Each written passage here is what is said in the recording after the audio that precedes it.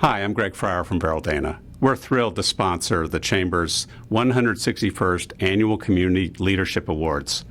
The Robert R. Masterton Award is presented each year to a deserving individual, entity, or organization which has assisted in promoting or enhancing the overall climate of Greater Portland.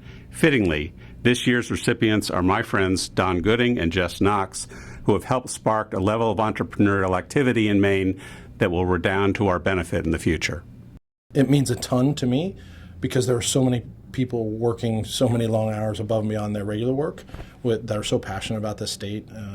And so it's a great honor for me to be able to represent all that work and all the people that have been doing that for the great state of Maine. So this is validation for all the work that we've been doing, that in fact people are paying attention and they're saying that we've been able to make great progress with all the work we've been doing. What I try to do is work in a bunch of different events, particularly using the power of convening people and bringing people together to drive progress and connections. And I love the phrase engineering serendipitous collisions between people, ideas, and resources, because that's really what I'm trying to do. Is that I know that if I can figure out a way to have an event where people can get connected to each other, I might not be an expert in what they need. That's okay.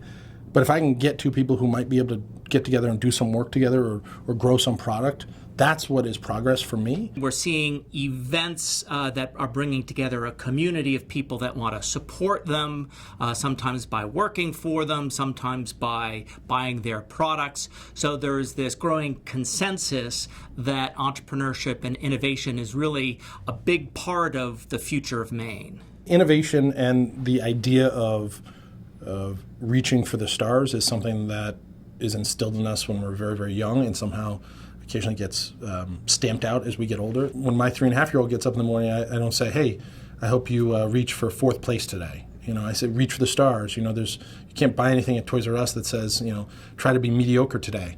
And there's something that's very comforting about that, and I think gives us the opportunity to solve all sorts of problems that exist today and that we don't even know exist yet. Well, I'm a third-generation entrepreneur, and in fact, my daughter, who's now 30, just told me recently she wants to do a startup.